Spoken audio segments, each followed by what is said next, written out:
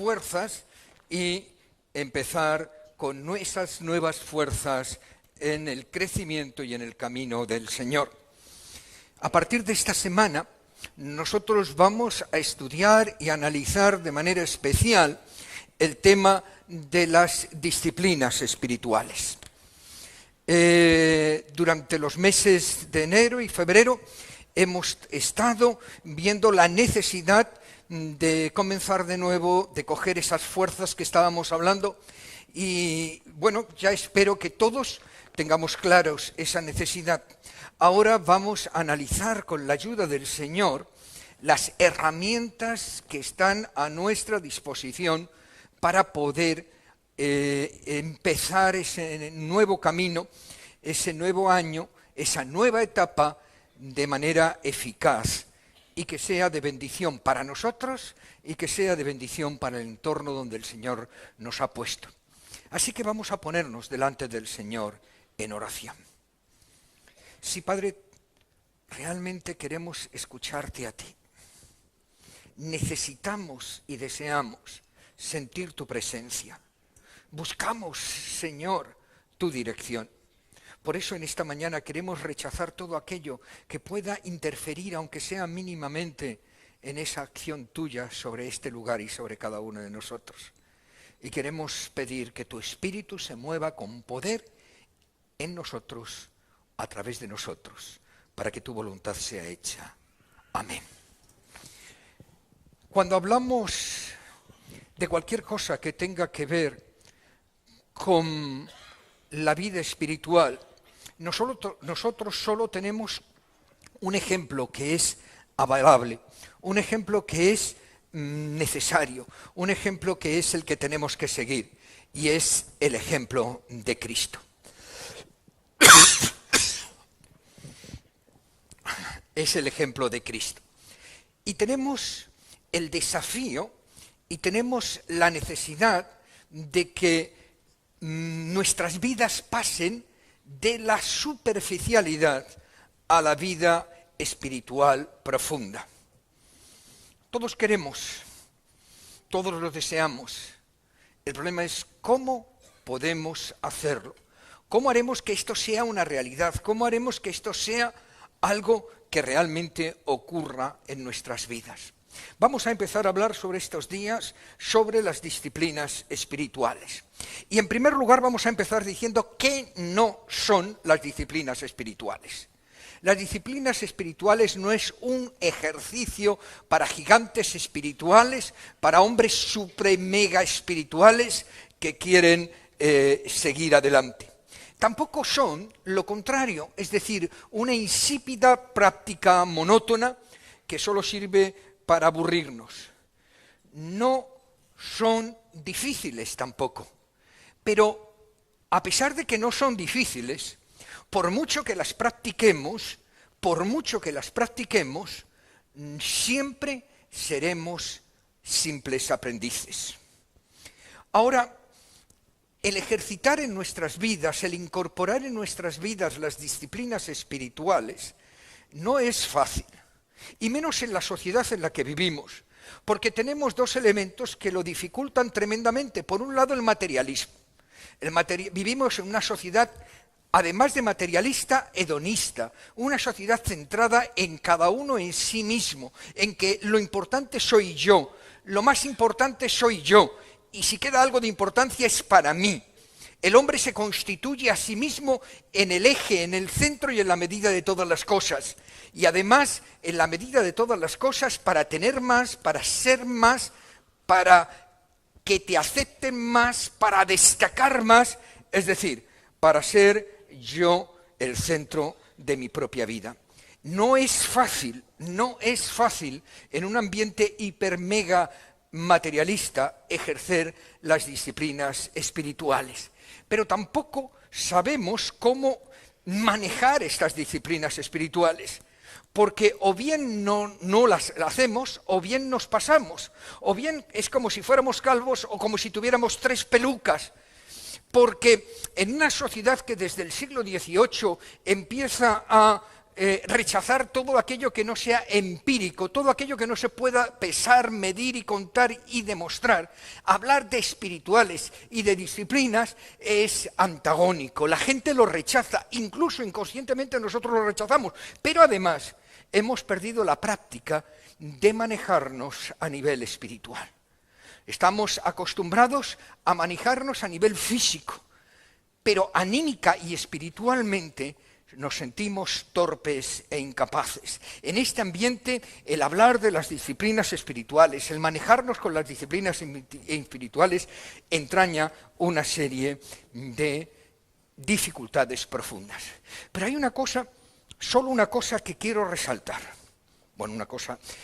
En primer lugar, la disciplina espiritual es simplemente una herramienta.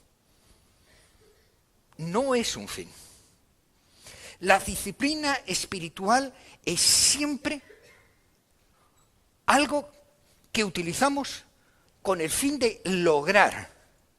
No es una ley. El principal problema, el elemento por el que nuestra sociedad ha rechazado de manera casi unánime las disciplinas espirituales es porque nuestra sociedad anteriormente convirtió estas disciplinas espirituales en un fin en sí mismo. Yo estaba comentando ayer en el día de formación para patrones y timoneles que todavía recuerdo cuando yo era pequeño. No hace tantos años, claro. No hace tantos años. Cuando yo era pequeño, en este país, en Cuaresma, no funcionaba la televisión, solo había dos canales. La radio solo ponía música religiosa y aquello era para aburrir a un muerto. Pero el problema es que, digamos que era obligatorio mantener cierta aptitud. No se comía carne y del potaje con bacalao terminé yo hasta aquí. ¿Os acordáis ese potaje con bacalao? E incluso, si una mujer en esa Cuaresma iba al mercado y compraba carne, le miraban de arriba abajo como si, fuera un elemento extraño. ¿Os acordáis los que sois tan jóvenes como yo? Bueno, ese es el gran problema que hizo rechazar a la gente las disciplinas espirituales. Se convirtieron en un fin en sí mismo. La Cuaresma, igual que el Adviento, el cristianismo lo desarrolló como una etapa previa, el Adviento al nacimiento de Jesús y la Cuaresma a la pasión y muerte de Jesús, como un tiempo de recogimiento de prácticas de disciplinas espirituales para encarar el desafío y la enseñanza de ese tiempo histórico de mejor manera. Pero se convirtió en un fin en sí mismo. Y no solamente no consiguió el objetivo, sino consiguió el rechazo masivo de la sociedad. Claro, en aquella época el no comer carne no era demasiado difícil. No había. Pero yo recuerdo y comentaba que un día de Cuaresma, un niño tenía un bocata de mortadela. Y cuando se dio cuenta de que era de mortadela, lo fue a tirar. Y allí estaba yo. Le hice el favor de comerme el bocata de mortadela. Pero después de comerme el bocata de mortadela, me entró tal sentimiento de culpa, y no tendría yo más de 8 o 9 años, que me fui corriendo al cura a que me absolviera. Y el cura me absolvió y se partió a reír. Entonces todo esto no ayuda, es decir, el hecho de que se convierta la disciplina espiritual en un fin, se convierta en una presión social, se convierta en una obligación que hay que hacer sí o sí, es lo que hace que se rechace la disciplina espiritual. La disciplina espiritual es una herramienta, y lo que realmente tiene valor no es la herramienta, sino lo que hay en tu corazón. ¿Cómo lo utilizas?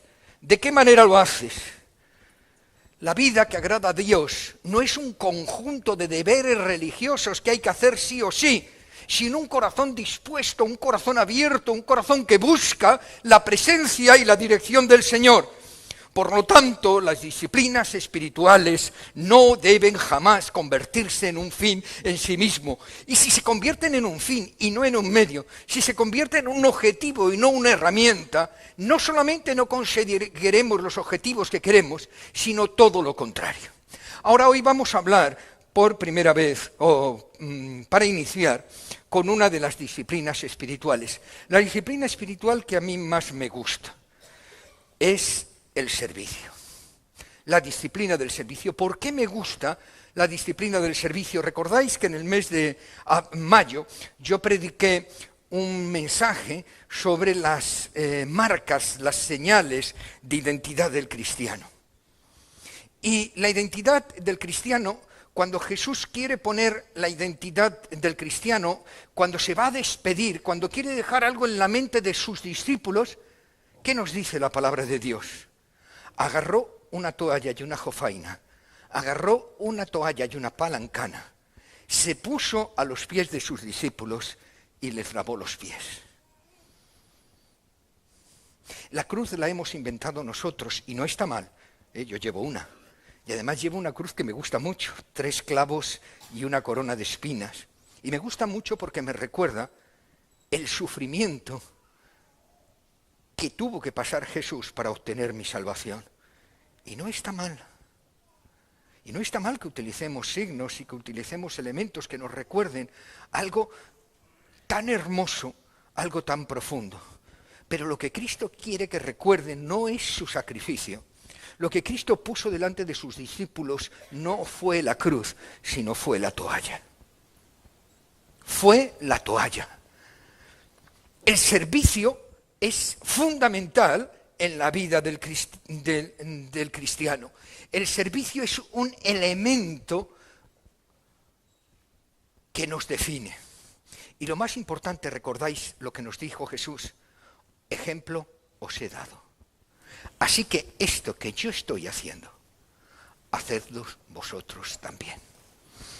Ante esa invitación nosotros no tenemos nada más que, con un corazón agradecido, esforzarnos en seguir el ejemplo de Jesús. Servir.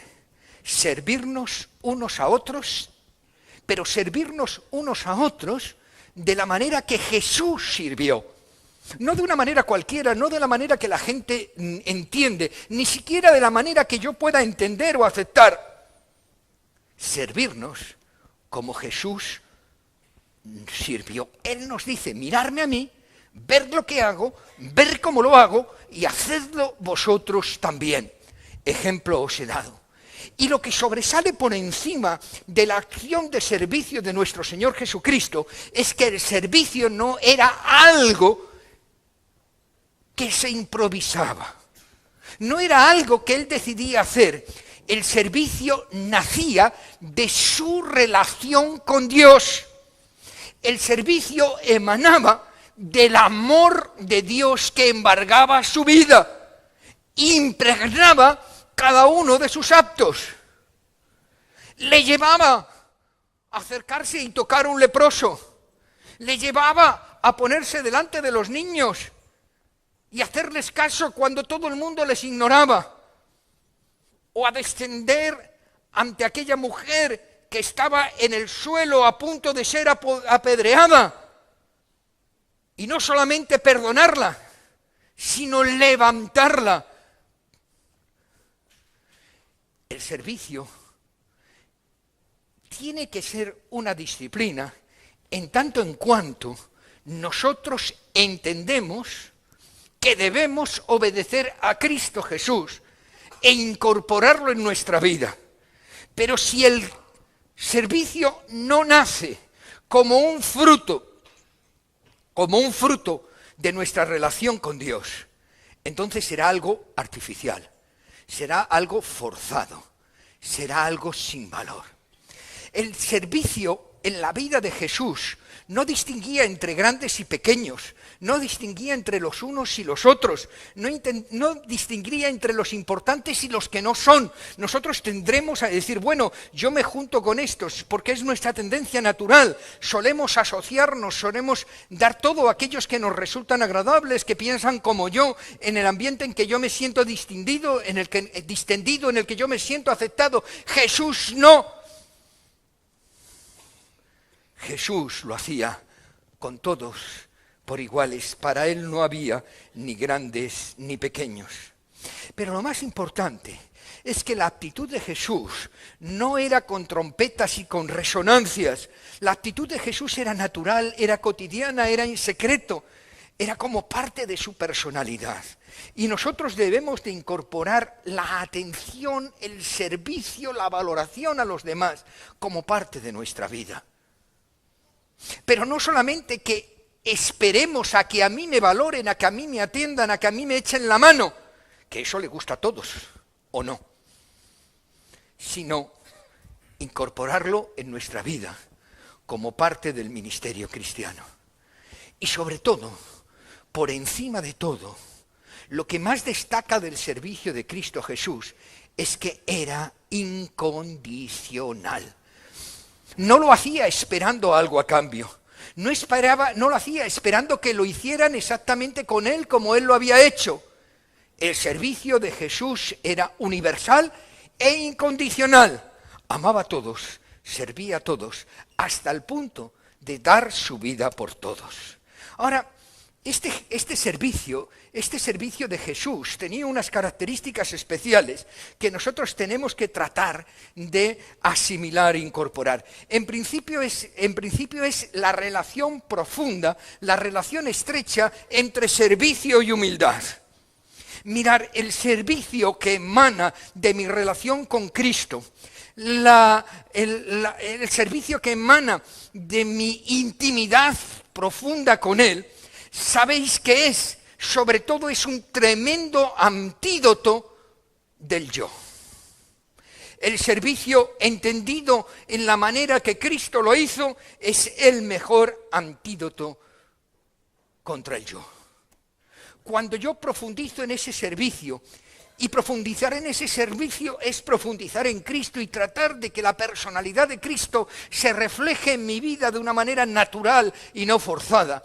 Tratar de que la personalidad de Cristo se vaya asimilando y se vaya incorporando a la mía como un producto de ósmosis, como una consecuencia del andar con Él cada día, en cada momento y en cada circunstancia.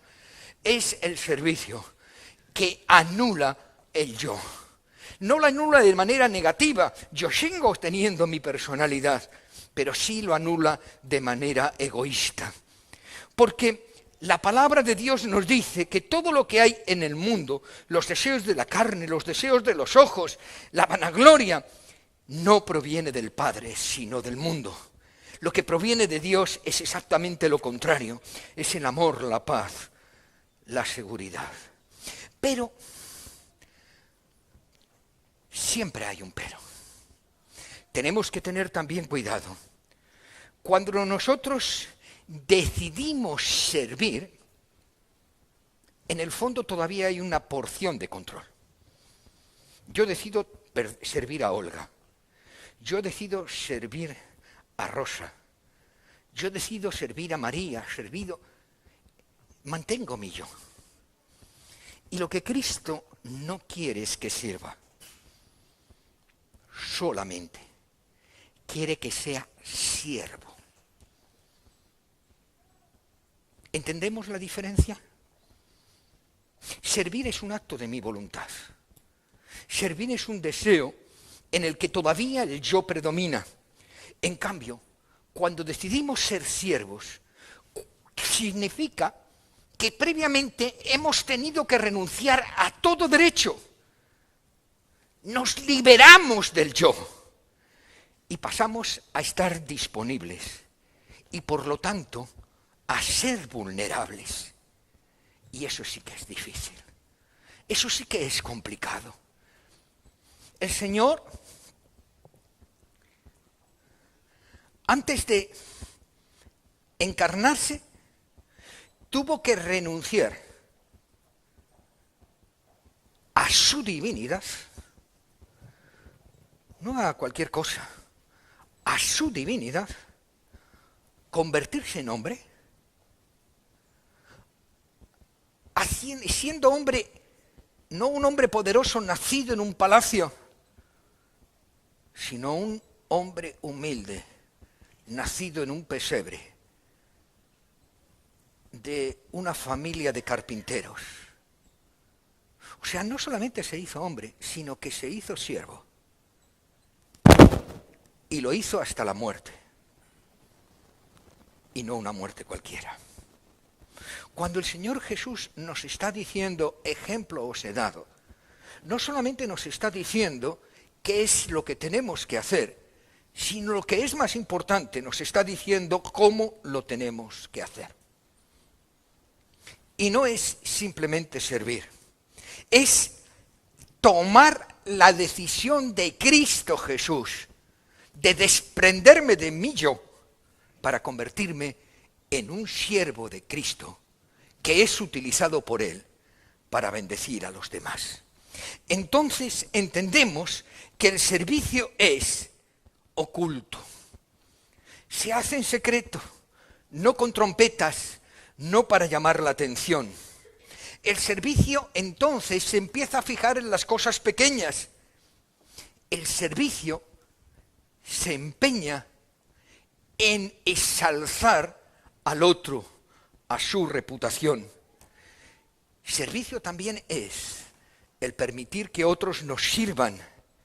Servicio es hospitalidad, recibir a otros, nos dice la palabra de Dios, porque algunos sin saberlo recibieron ángeles. El servicio es hablar menos y oír más. El servicio es llevar las cargas los unos de los otros. El servicio es compartir la vida con otros. La vida con mayúsculas, la vida con letras grandes, la única vida que merece la pena vivir. Hermanos, para hacer eso, para lograr eso, para conseguir que eso sea una realidad en nuestras vidas, nosotros tenemos que ejercer disciplina, porque nuestro yo nos conduce hacia otro camino. Y ejercer disciplina significa legarse a sí mismo, porque la disciplina es algo que uno mismo se impone a sí mismo con tal de alcanzar un objetivo. ¿Verdad, Eduardo? La disciplina es subirse encima de una bicicleta.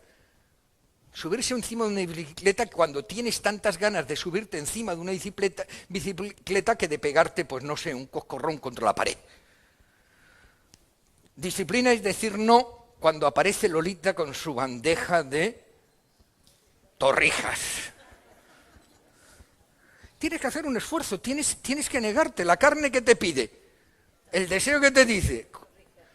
Y si es dos, mejor que una.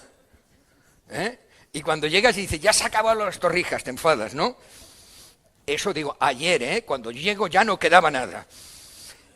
Eso requiere un esfuerzo, requiere una voluntad, requiere el ejercicio de la voluntad, pero no quiere decir que la bendición sea consecuencia de ese ejercicio de la voluntad, sino que en la medida en que yo me estoy negando a mí mismo para darme a los demás, estoy andando en el camino en el que Dios puede bendecirme con mayor fuerza, con mayor energía, sin impedimentos, porque el pecado, mi pecado, es lo que muchas veces coarta la acción de Dios sobre mi vida.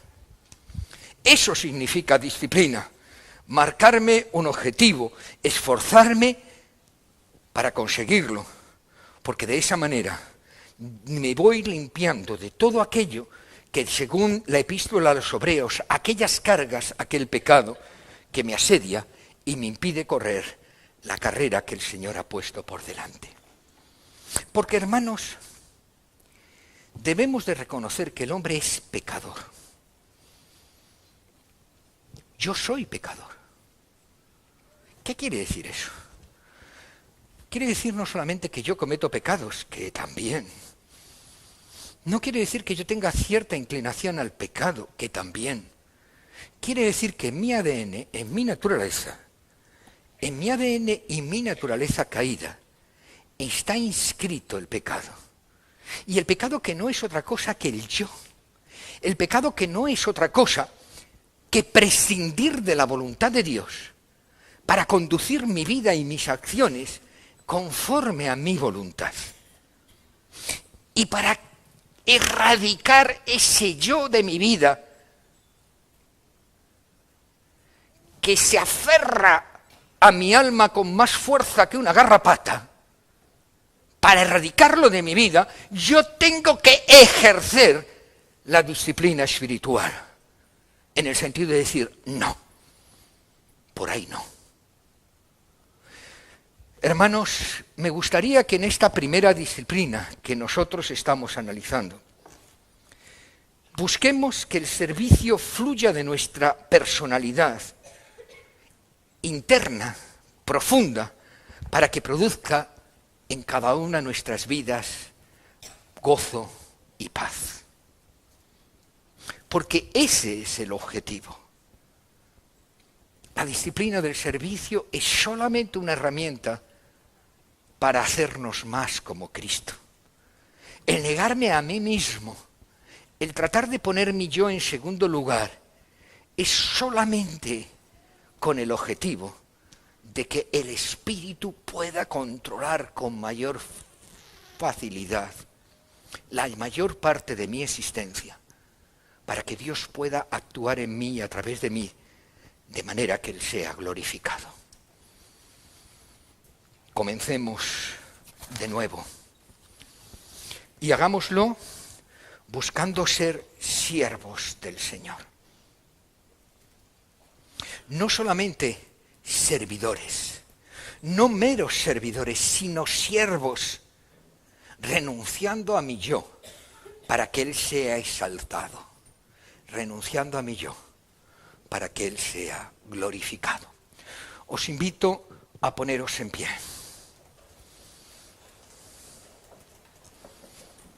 Y en el silencio de cada corazón, yo os invito a que os pongáis delante del Señor y según Él haya hablado a vuestros corazones le respondáis. La palabra de Dios tiene como objetivo llegar a nosotros, a nuestros corazones, con el propósito de que nosotros demos respuesta a lo que el Espíritu ha puesto en nuestro interior. No salgáis de aquí sin dar una respuesta al Señor. Es posible que tú todavía no hayas entregado tu vida al Señor. Yo te pido, en el nombre del Señor, que tú en este momento te rindas y digas, Señor, ya no quiero ser yo, sino que seas tú en mí. Es posible de que tu vida de servicio esté muy bien, pero estés muy lejos de ser un siervo o una sierva. Yo te pido que reflexiones, te pongas delante del Señor y decidas que Él sea el Señor y tú el siervo y tú la sierva. No sé, cada uno de nosotros está en un punto, todos necesitamos más. Por eso te pido que durante unos segundos hables desde lo más profundo de tu corazón al Señor, comprometiéndote, respondiendo a la palabra que Él ha puesto en tu corazón hoy.